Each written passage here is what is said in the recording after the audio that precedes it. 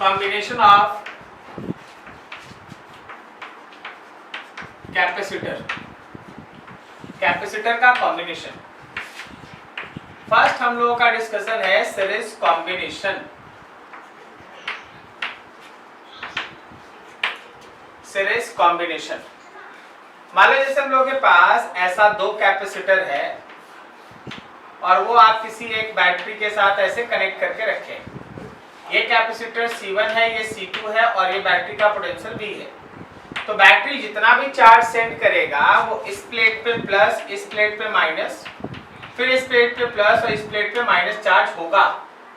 लेकिन अगर आप दोनों कैपेसिटर पे ध्यान देना तो दोनों कैपेसिटर का इसका अपना एक पोटेंशियल होगा V1 और इसका एक अपना पोटेंशियल होगा V2। सो इस सिचुएशन में अगर आप V1 लिखेंगे तो Q by C1 होगा, अगर आप V2 लिखेंगे तो Q by C2 होगा। और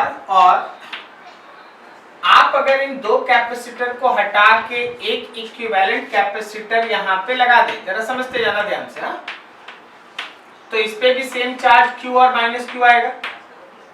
तो जरा गौर करो कि अगर हम टोटल भी लिखना चाहते हैं तो क्या V1 और V2 का सम होगा? मान लो जैसे ये 100 वोल्ट है तो ये अगर 30 वोल्ट है तो क्या ये 70 वोल्ट है? Yes, sir. तो total V is the sum of V1 and V2। इस टोटल V को आप लिख सकते हैं वहां से Q by C इक्विवेलेंट, यहाँ आप लिख सकते हैं Q by C1 और यहाँ लिख सकते हैं Q by C2। सब में Q cancel, so 1 by C equivalent is 1 by C1 plus 1 by C2। अगर हमारा कैपेसिटर सीरीज में हुआ तो रिमेंबर दैट कि इक्विवेलेंट निकालने के लिए 1 by C equivalent is 1 by C1 plus 1 by C2 use करना है। नाउ अब थर्ड पॉइंट पे ध्यान दो। थर्ड पॉइंट पे यहां जरा गौर करना कि जो पोटेंशियल 1 है वो C1 के साथ इन्वर्सली है, जो पोटेंशियल 2 है वो C2 के साथ इन्वर्सली। मतलब जो पोटेंशियल अराइज होगा वो कैपेसिटेंस के साथ इन्वर्सली है। जिस कैपेसिटर का कैपेसिटेंस ज्यादा होगा उसके अक्रॉस का पोटेंशियल कम होगा और जिस कैपेसिटर का कैपेसिटेंस कम होगा उसके अक्रॉस का पोटेंशियल ज्यादा होगा। So somewhere you can find that कि V proportional 1 by C, so V1 by V2 is C2 by C1, उल्टा। ठीक है, जो V1 by V2 है वो C2 by C1 के बराबर है। अब एक ट्रिक हम आपको बताते हैं, दो कैपेसिटर के लिए हमेशा इसको यूज कीजिएगा।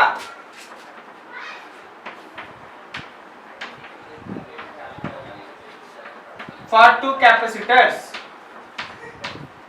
क्या अगर दो कैपेसिटर सीरीज में है तो याद रखना जब V1 आप लिखेंगे वो V divided by C1 plus C2 होगा, लेकिन जब V1 लिखेंगे तो मल्टीप्लाई C2 से होगा और जब आप V2 लिखेंगे तो मल्टीप्लाई C1 से होगा। यह है तुम्हारे दो कैपेसिटर के अक्रॉस के पोटेंशियल का कैलकुलेशन करना। ठीक है, सीरीज कॉम्बिनेशन। अगर कैपेसिटर सीरीज में है, अगर कैपेसिटर सीरीज में है तो याद रखना उन पे चार्ज सेम होता है। Charge on capacitor, charge same on capacitors. जो भी कैपेसिटर सीरीज में होता है उनके ऊपर है चार्ज का वैल्यू सेम होता है। अब जरा गौर करो, अगर तुम दूसरा पैरेलल कॉम्बिनेशन पढ़ा,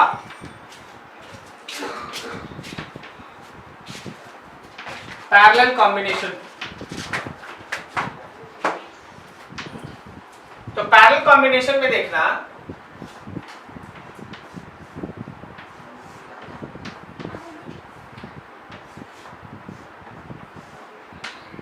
ये भी है, ये C1 है, ये C2 है। यहां से जो भी चार्ज निकलेगा ना वो यहां जाके दो पार्ट में टूट जाएगा, Q1 और Q2।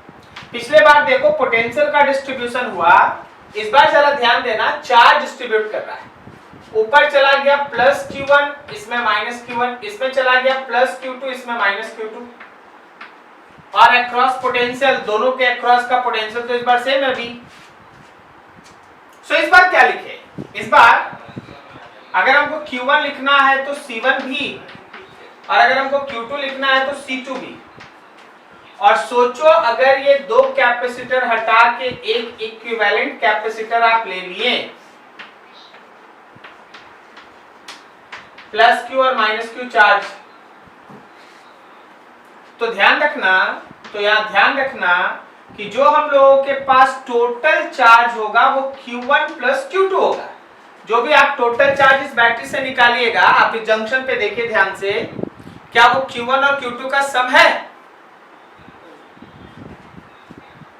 Yes sir. तो Q लिखेंगे C इक्विवेलेंट इनटू V, यहाँ लिखेंगे C1 भी और यहाँ लिखेंगे C2 भी, सब में भी cancel, then C equivalent is equals to C1 plus C2, C equivalent is equals to C1 plus C2। बढ़िया है जी। इस बार अगर आपका ध्यान जाए तो ये याद रखना कि चार्ज का जो डिस्ट्रीब्यूशन है वो कैपेसिटेंस के साथ डायरेक्टली प्रोपोर्शनल है। सर इसका लॉजिकल मीनिंग क्या है? जिस कैपेसिटर का कैपेसिटेंस जितना ज्यादा होगा उस पर उतना ही ज्यादा चार्ज होगा। पोटेंशियल उल्टा था, कैपेसिटेंस ज्यादा पोटेंशियल कम, कैपेसिटेंस कम पोटेंशियल ज्यादा, लेकिन यहां पे डायरेक्टली है, मतलब कैपेसिटेंस ज्यादा तो चार्ज ज्यादा, कैपेसिटेंस कम पोटेंशियल चार्ज कम। समझ में आ रहा है ना डायरेक्टली? तो यहां पे हम लोग ऐसे जाएंगे कि अगर हम Q1 by Q2 करते हैं, then it will be equals to C1 by C2, then it will be equals to C1 by C2। तो अगर हमारे पास दो कैपेसिटर है, for two capacitors, अगर आपके पास दो कैपेसिटर है तो Q1 is total Q divided by C1 plus C2 but multiplied with C1, and Q2 is total Q divided by C1 plus C2 but multiplied with C2, directly proportional। तो Q1 में C1 से multiply और Q2 में C2 से multiply. कभी भी अगर parallel combination या सीरीज कॉम्बिनेशन रहा तो तुमको है ना ये सब फॉर्मूला दिमाग में रखना है। ये थ्योरी कोई तुमसे लिखने वाला नहीं है, ना ही ये कोई डेरिवेशन है, लेकिन जब आप न्यूमेरिकल बनाएंगे, अभी अगला हम दिखाएंगे, तो आपको इन सारे कॉन्सेप्ट को अच्छे से यूज करना पड़ता है। नोट करो फटाफट, फिर आगे एक न्यूमेरिकल करते हैं।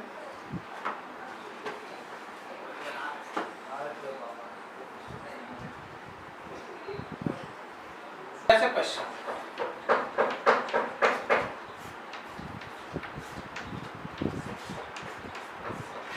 ये एक बेहतरीन क्वेश्चन है जिसमें आप है ना बहुत सारा चीज एक साथ सीख सकते हैं।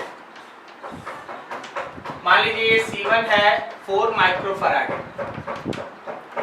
ये C2 है 8 माइक्रोफैराड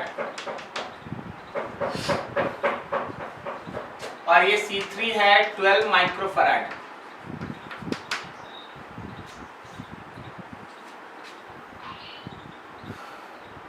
यहां मान लो 60 वोल्ट ऐसा। तो सारा का सारा ये डिस्कशन है कि आपको हर कैपेसिटर के ऊपर का चार्ज या पोटेंशियल फाइंड आउट करना है। क्योंकि देखो अगर चार्ज या पोटेंशियल मिल जाए ना तो एनर्जी, इलेक्ट्रिक फील्ड जो चाहो सब लिख सकते हैं। तो आपको काम होता है कि जो भी कॉम्बिनेशन सब दिया जाए ना उसमें समहाउ कैपेसिटर के ऊपर का चार्ज या कैपेसिटर के प्लेट्स के अक्रॉस का पोटेंशियल, ये दोनों आप निकाल ले। See that carefully. सबसे पहले ये C1 और C2 है एक दूसरे के साथ। C1 एंड C2 किसमें है, सीरीज है या पैरेलल? पैरेलल में है। तो अगर C1 और C2 पैरेलल में है तो C12 equivalent C1 plus C2 होगा ना, मतलब 12 माइक्रोफैराड। नाउ इन दोनों को हटा के हम एक कैपेसिटर बना दें तो C3 उसके साथ सीरीज में होगा ना। Yes sir. ये C12 है, ये C3 है और ये 60 वोल्ट है। तो जो हम लोगों का C12 है and C3 are in series, ये दोनों सीरीज में है। अगर ये सीरीज में है तो हमारे C इक्विवेलेंट का value C12 dot C3 divided by C12 plus C3 होगा। समझा क्या ये कहां से आया equation? Yes sir, 1/C equal. हाँ, बिल्कुल सही। तो दोनों है 12 इंटू 12 और नीचे 12 प्लस 12 6 माइक्रोफैराड आया। तो आप ऐसा सोचो कि आप ये दो कैपेसिटर हटा के एक कैपेसिटर 6 माइक्रोफैराड का बना सकते हैं। 60 वोल्ट 6 माइक्रोफराड, ये रहा सी इक्विवेलेंट। अब तुम यही से सोचो कि 60 वोल्ट से चार्ज निकला, इस प्लेट पे प्लस इस प्लेट पे माइनस, तो क्या हम लोग उस Q को C इक्विवेलेंट इनटू भी कर सकते हैं? तो C इक्विवेलेंट 6 था और V 60 है, सो इट इज 360 माइक्रोकूलम। अब आप फिगर को पीछे ला रहे हैं, अब आप फिगर को पीछे ला रहे हैं, रिमेंबर दैट। तो याद रखिए कि यहां से Q निकला, तो यहाँ पे प्लस Q, यहाँ माइनस Q, फिर से यहाँ पे प्लस Q, यहाँ minus Q, plus Q minus Q, plus Q minus Q, ऐसा दो। तो जरा गौर करो, जरा गौर करो, तो चार्ज ऑन थर्ड कैपेसिटर, जो हम लोग का थर्ड कैपेसिटर पे मौजूद चार्ज था, क्या हम लोग उसको Q कहने का मतलब 360 माइक्रोकूलम कह सकते हैं? जरा गौर करना, इस कैपेसिटर पे चार्ज मिल गया है 360 माइक्रोकूलम। समझ में आया क्या? सर एक बार फिर से। हाँ देखो, बिकॉज इन दोनों का इक्विवेलेंट, और ये सीरीज में है ना, यस सर। और यहां से अगर Q चार्ज निकला तो Q चार्ज में plus Q minus Q plus Q minus Q, तो जो मेरा थर्ड कैपेसिटर था उसका चार्ज उतना ही होगा जितना कि नेट चार्ज है। क्या समझ में आया? Yes sir. अब देखो, ये तो दो कैपेसिटर का इक्विवेलेंट है ना, इन दोनों का इक्विवेलेंट है, तो थोड़ा यहाँ सोचना पड़ेगा। यहाँ से Q आया, तो इसमें से मान लो Q1 ऊपर चला गया और Q2 इधर चला गया, फिर दोनों मिलके इसमें Q3 जो एक्चुअली Q के बराबर है।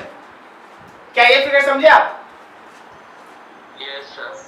तो अब Q1 और Q2 कैसे निकाले? नाउ Q1 जो है वो total Q divided by C1 plus C2 होगा, मल्टीप्लाइड विद C1 होगा। तो Q1 हो गया 360 by C1 plus C2 12 multiplied with C1 4, तो 4 से ये 3 और 3 से ये 120, 120 माइक्रोकूलम। और अगर आप Q2 निकालते हैं, Q divided by C1 plus C2 multiplied with C2, ये आएगा 240, क्योंकि सम तो होना ही है ना 360। तो अब गौर करो, तुमको हर कैपेसिटर पे चार्ज मौजूद है, यहाँ पे प्लस Q1, यहाँ माइनस Q1, यहाँ पे प्लस Q2, यहाँ पे माइनस Q2 और इस पे Q, ये सब मालूम। अच्छा, अगर चार्ज मिल गया, चार्ज अगर मिल गया, तो तुम चाहो तो हर किसी के अक्रॉस का अपना वोल्टेज निकाल सकता है, हर किसी के अक्रॉस का अपना अपना वोल्टेज निकाल सकता है। कैसे भाई, कितना होगा वोल्टेज बता दीजिए। देखिए जी, क्या हम V1 is equal to Q1 by C1 लिखे? तो Q1 है 120 माइक्रोकूलम और ये था 4 माइक्रो फराड, माइक्रो कैंसिल, 4 से ये कटा 30 वोल्ट। इसी तरह अगर हम V2 निकालेंगे तो Q2 बाई C2, Q2 है 240 और नीचे है 8 microfarad, so it is again 30 volt. और अगर हम V3 निकालेंगे तो हम लिखेंगे Q3 बाई C3, Q3 था 360 और C3 था कितना 12, तो ये भी आ गया 30 वोल्ट। सबसे इंटरेस्टिंग जो हम आपको बताना चाहते हैं वो ये है ना कि इन दोनों का अपना पोटेंशियल देखो। क्या ये दोनों का पोटेंशियल सेम है? बोलो क्यों दोनों का पोटेंशियल सेम है? Because they are connected in series, sorry parallel, they are connected in parallel, yes sir. They are connected in parallel. अब कोई बोलेगा सर देखिए इसका भी तो 30 आया भाई, वो कैलकुलेशन से आ गया है, उसमें कोई कॉन्सेप्ट नहीं है। कॉन्सेप्ट इन दोनों के पोटेंशियल के सेम होने में है कि because they are connected in parallel. जो पैरेलल में रहता है उनका आपस में पोटेंशियल सेम होता है, ओके? जो पैरेलल में रहता है उनका आपस में पोटेंशियल सेम होता है, जो सीरीज में रहता है उनका आपस में चार्ज सेम होता है। क्या आपको समझ में आया? Yes sir. ठीक है, तो देख अगर चार्ज और पोटेंशियल दो चीज मिल गया तो आप चाहेंगे तो चाहे आपको से उसका एनर्जी पूछा जाए तो Q स्क्वायर बाई 2C लगा देना या हाफ CV स्क्वायर लगा देना, कुछ भी पूछा जाएगा, चार्ज और पोटेंशियल से सब बनता है। नोट करो यहां तक। अभी और भी है इसमें ऐड करना, करेंगे।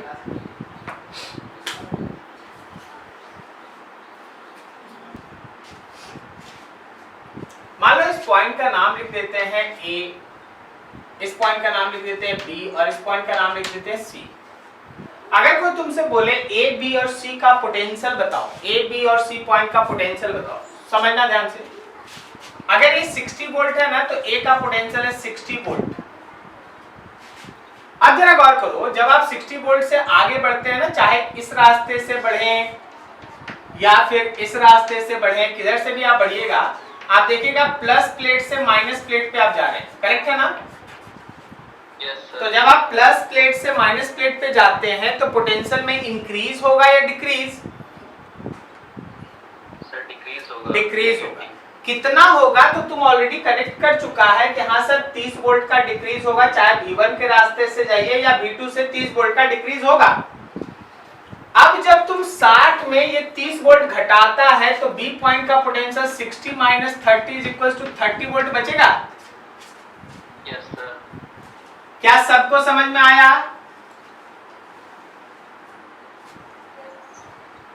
अब बोलो, B पॉइंट का पोटेंशियल 30 वोल्ट है ना? फिर जब आप B से C जाएंगे तो फिर से देखिए, आप पॉजिटिव प्लेट से नेगेटिव प्लेट पे गए, पोटेंशियल घटा। कितना घटा? तो आप V3 निकाल के रखे हैं, 30 वोल्ट और घटा, तो 30 में से 30 माइनस, तो इट इज 0 वोल्ट। तो आपके A पॉइंट का पोटेंशियल 60 वोल्ट, B पॉइंट का पोटेंशियल 30 वोल्ट और C पॉइंट का पोटेंशियल 0 वोल्ट। क्या आप समझ पा रहे हैं? Yes sir. ठीक है, तो आप पोटेंशियल ऐसे लिख सकते हैं। अब इसमें एक और कॉन्सेप्ट है, वो अर्थिंग का है। अर्थिंग का है तो पहले आप यहां तक नोट कर ले, फिर उसके बाद हम बताते हैं। ठीक है, इसको फिर से एक बार नोट कर लीजिए, फिर हम बताएं। ये रफ करना पड़ेगा ये सब।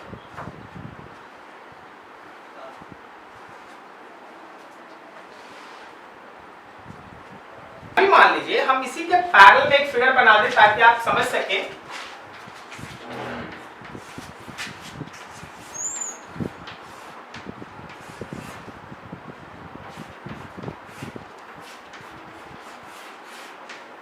ये था हम लोग का 60 वोल्ट, ये C1 था 4 माइक्रोफैराड और ये हम लोग का C2 था 8 माइक्रोफैराड और ये हम लोग का C3 था 12 माइक्रोफैराड। इसके अक्रॉस का एक वोल्टेज आया था 30 वोल्ट, इसके अक्रॉस का एक वोल्टेज आया था 30 वोल्ट, V2 था, और इसके अक्रॉस का भी एक वोल्टेज आया था 30 वोल्ट। इस पे एक चार्ज था Q1 माइनस Q1, इस पे था Q2 माइनस Q2 और इस पे था Q3 माइनस Q3 एंड सब कैलकुलेशन हम लोग कर चुके थे। अब मान लो जैसे तुम्हारे सामने एक क्वेश्चन रखा गया, बोला गया कि देखो भाई ये वाला पॉइंट जो है वो अर्थिंग। बस ध्यान रखना कि किसी भी इस तरह के सर्किट में अगर कोई पॉइंट अर्थिंग होता है तो उसका इफेक्ट किस पे पड़ता है और उसका इफेक्ट किस पे नहीं पड़ता। जरा गौर से देखिए और समझिए। If any point is connected with earth, if any point is connected with earth, then there is no effect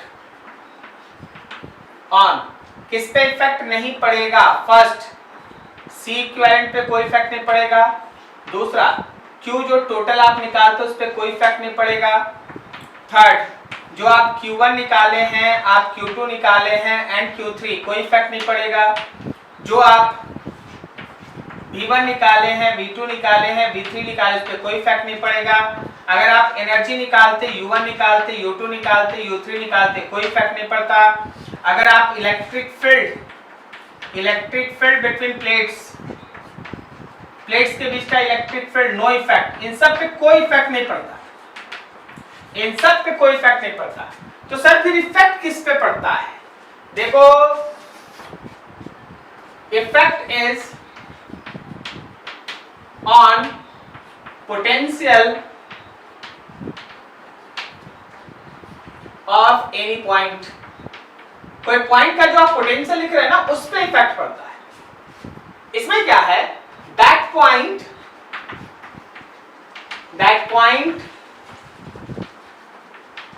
which is connected with earth, that point which is connected with earth is at zero potential, वो zero potential पे होगा. That point which is connected with earth is at zero potential. जो point earth से connected है वो zero potential पे होगा. जो point earth से connected है वो zero potential पे होगा. अब जरा गौर करना कि ये जो B था उसका पोटेंशियल है जीरो. अब तुमको अगर A का पोटेंशियल चाहिए तो भाई जीरो से इधर आओ, तो बोलो निगेटिव से पॉजिटिव आ रहा है, पोटेंशियल बढ़ेगा कि घटेगा? बढ़ेगा सर. तो जीरो में प्लस 30 कीजिएगा तो 13 वोल्ट आएगा. समझे क्या? Yes sir. और आप B से जाइए C, B से जाइए C, तो फिर देखिए प्लस से माइनस गया तो पोटेंशियल घटेगा ना. तो 0 माइनस 30 मतलब माइनस 30 वोल्ट. अब देखो प्रीवियस केस में C का पोटेंशियल 0 था, लेकिन इस केस में C का पोटेंशियल है माइनस 30. प्रीवियस केस में A का पोटेंशियल 60 था, लेकिन इस बार A का पोटेंशियल है 30 वोल्ट. और प्रीवियस केस में B था 30 वोल्ट, अभी B कितना है? 0 वोल्ट. क्या तुमको समझ में आया कॉन्सेप्ट? Yes sir. नोट करो बढ़िया से.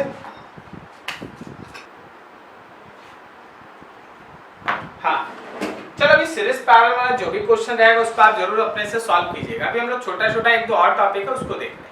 सबसे पहले है कि दो पर्टिकुलर अगर कैपेसिटर आमने सामने रखा है तो उनके प्लेट्स के बीच का फोर्स कैसे होगा.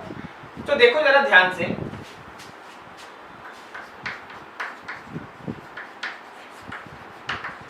Concept of force acting between two plates of capacitor. Capacitor के दो प्लेट्स के बीच लगने वाले फोर्स का वैल्यू, कैपेसिटर के दो प्लेट्स के बीच लगने वाले फोर्स का वैल्यू. जरा गौर करना, समझना. ये कैपेसिटर का एक प्लेट, ये कैपेसिटर का दूसरा प्लेट. ऑब्वियसली इस पे है प्लस और इस पे है माइनस और इनके बीच सम डिस्टेंस. जरा गौर करना, इस प्लस की वजह से इस पॉइंट पे एक इलेक्ट्रिक फील्ड होगा और इलेक्ट्रिक फील्ड कितना होगा? तो सिग्मा बाई 2 एप्सिलॉन नॉट.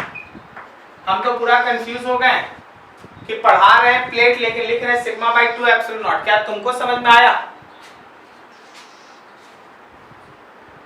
क्यों?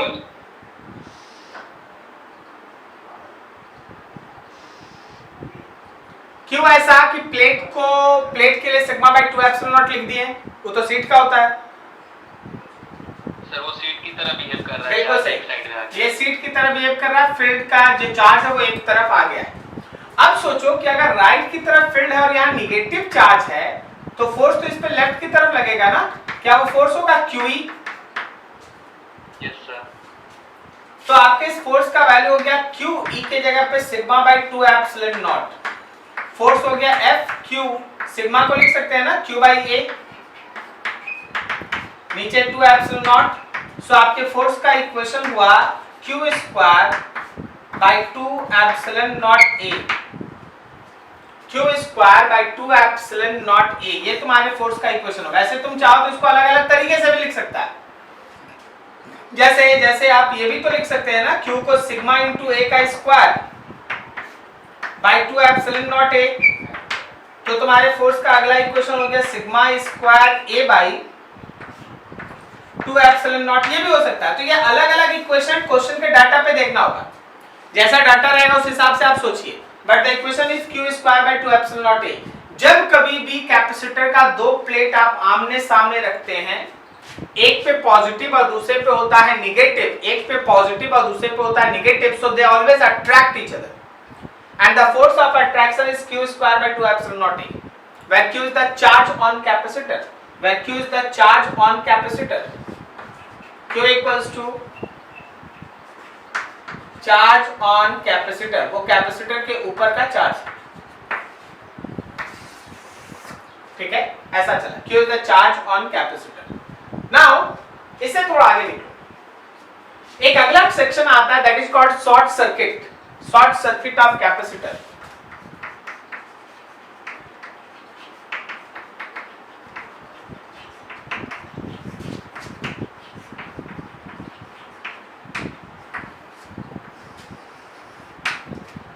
अगर कोई कैपेसिटर ऐसा है, अगर कोई कैपेसिटर ऐसा है कि उसके दोनों प्लेट आपस में सेम कंडक्टिंग वायर से जुड़ा है, उसका दोनों प्लेट आपस में सेम कंडक्टिंग वायर से जुड़ा है, तो होता यह है कि दोनों प्लेट का पोटेंशियल हो जाता है सेम और उसके अक्रॉस का पोटेंशियल डिफरेंस होता है 0। कोई भी ऐसा कैपेसिटर जिसका दोनों प्लेट आपस में सेम कंडक्टिंग वायर से जुड़ा हो, तो दोनों प्लेट का पोटेंशियल सेम हो जाता है और उसके अक्रॉस का पोटेंशियल डिफरेंस 0 होता है। तो जो हम लोग कैपेसिटेंस पढ़े हैं वो होता है Q बाई पोटेंशियल का चेंज, तो याद रखना C टेंड्स टू इंफिनिटी। ऐसा कैपेसिटर शॉर्ट सर्किटेड कहलाता है, शॉर्ट सर्किटेड। कोई भी ऐसा कैपेसिटर जिसका दोनों प्लेट सेम वायर से जुड़ा हो, ऐसे या फिर ऐसे भी दिखाया जाता है, ऐसा कैपेसिटर जिसका दोनों प्लेट सेम वायर से जुड़ा हो, उसके दोनों प्लेट का पोटेंशियल सेम होता है, पोटेंशियल का डिफरेंस 0 होता है, तो उसका कैपेसिटेंस होता है infinity. That capacitor is said to be short circuited. That capacitor is said to be short circuited. वो कैपेसिटर शॉर्ट सर्किटेड कैपेसिटर कहलाता है। क्या तुमको समझ में आया? कौन सा कैपेसिटर शॉर्ट सर्किट होगा? जिसका दोनों प्लेट का पोटेंशियल सेम हो। अच्छा, अगर कोई कैपेसिटर शॉर्ट सर्किटेड है, अगर कोई कैपेसिटर शॉर्ट सर्किटेड है तो सोच के बताओ उसका कैपेसिटेंस कितना लेके चलेगा? इंफिनिटी। उसका कैपेसिटेंस हम लोग इंफिनिटी लेके चलेंगे।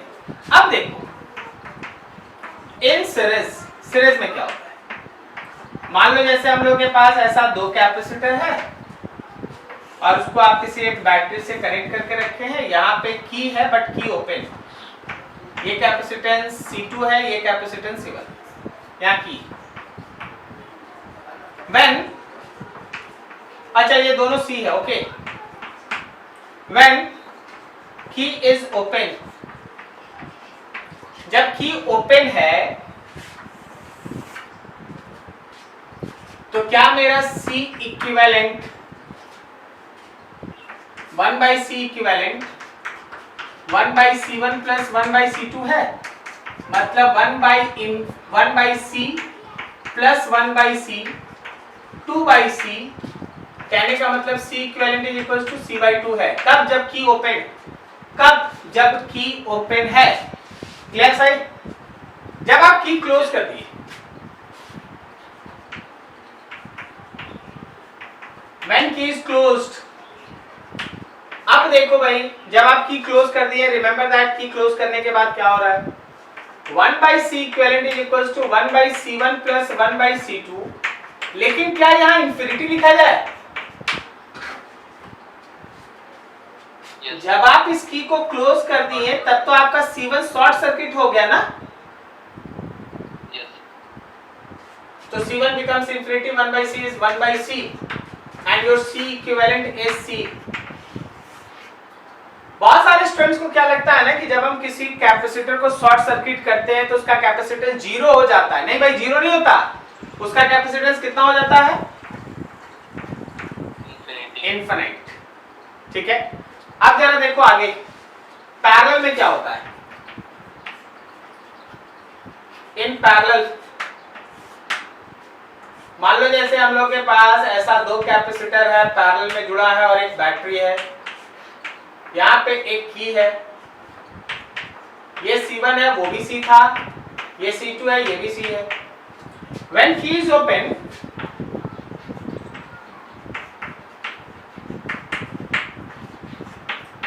जब आपका की ओपन है तो C इक्विवेलेंट हो गया C1 प्लस C2 मतलब 2C। व्हेन की इज क्लोज्ड, जब आपका की क्लोज हुआ तो आपके सी इक्विवेलेंट का वैल्यू हो गया C1 प्लस C2। C1 हो गया इंफिनिटी और C2 कितना हो गया?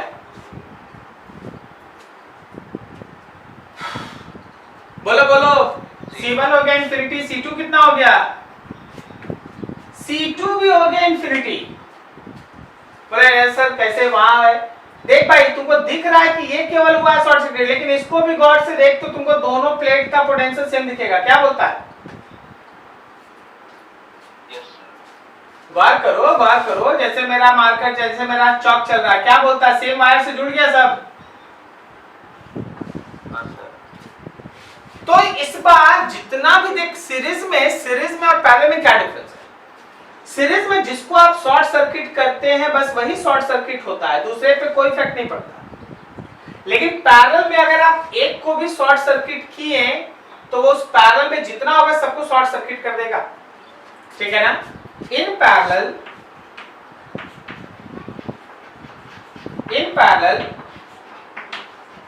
if any one capacitor is short circuited, all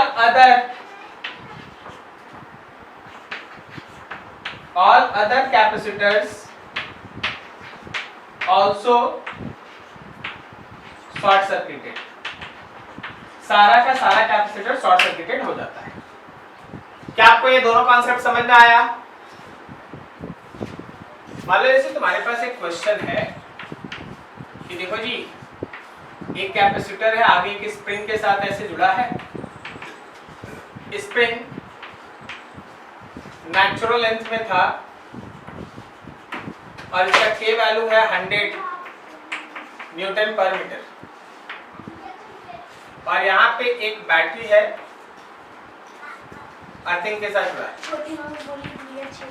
ये 100 वोल्ट है, इसका कैपेसिटेंस है 5 माइक्रोफैराड। अब ये बोला गया कि देखो जी, यहाँ पे की बोला गया व्हेन की इज क्लोज्ड,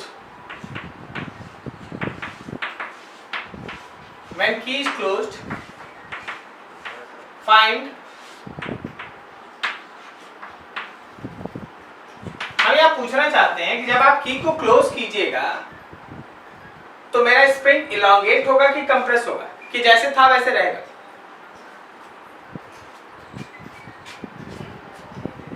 बोलो बोलो।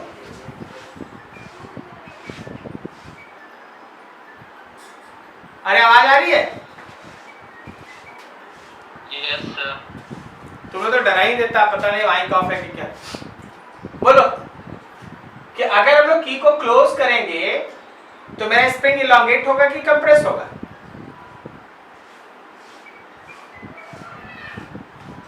एक्चुअली इलॉन्गेट होगा। देख होगा क्या, जैसे ही तुम इसको की को क्लोज करेगा, ये प्लस होगा, ये माइनस होगा, तो ये इसको खींचेगा ना अपनी तरफ। Yes sir. तो स्प्रिंग में एक इलॉन्गेशन होगा, मान लो इलॉन्गेशन x है तो स्प्रिंग भी तो खींचेगा ना अंदर की तरफ kx।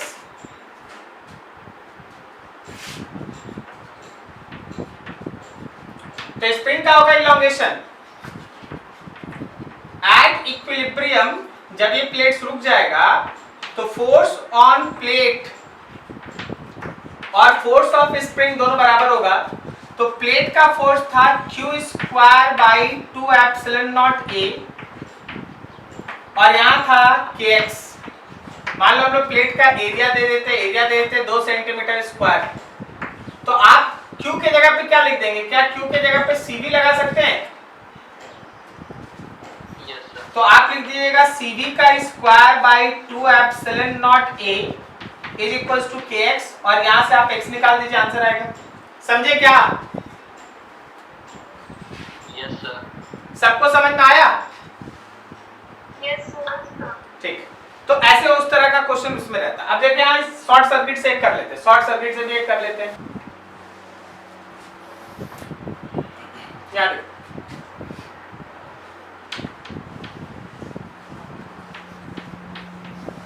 दो कैपेसिटर है 100 वोल्ट के सेल के साथ C1 4 microfarad and C2 8 4 microfarad और ऊपर में की बोला गया find charge flows through cell when key is closed. Charge flows through cell when key is closed. तो पहले की को ओपन रख के चार्ज निकालो आंसर में। when key is open क्या हम Q के लिए C इक्विवेलेंट इनटू भी लगा सकते हैं और मेरा C इक्विवेलेंट दोनों सीरीज में है तो C1 C2 divided by C1 plus C2 आएगा सो it is C/2 into V। कहने का मतलब है 4/2 इनटू 100 दिस इज 200 माइक्रोकूलम। ये कब जब की ओपन था, जब आप की को क्लोज करेंगे when key is closed, मान लो की को क्लोज कर दी तो जब आप की को क्लोज करेंगे तो 1/c equivalent is equals to 1/c plus infinity so it is 1/c। इसका मतलब c equivalent is equals to c। क्या ये समझ में आ रहा है? Yes, sir. तो क्या मेरा दूसरा charge c equivalent into v करेंगे तो 4 इनटू 100 दिस इज 400। तो प्रीवियस चार्ज था 200 माइक्रोकूलम, अभी नया चार्ज है 400 माइक्रोकूलम। तो इसका मतलब जो मेरा बैटरी है उससे फर्दर एक्स्ट्रा चार्ज सप्लाई हुआ, 400 में से 200 माइनस कर दिए, मतलब 200 माइक्रोकूलम वो एक्स्ट्रा चार्ज फ्लो कराया। क्या समझ में आया? चार्ज फ्लोज थ्रू सेल कितना है? जब आप की को क्लोज कर देंगे तो जो पहले से 200 माइक्रोकूलम चार्ज कैपेसिटर्स पे था वो 200 से बढ़ के 400 हो गया, तो बैटरी को और कितना चार्ज देना पड़ा? 200 माइक्रोकूलम। क्या आपको समझ में आ रहा बात? Yes, sir. ठीक, नोट कीजिए इसको।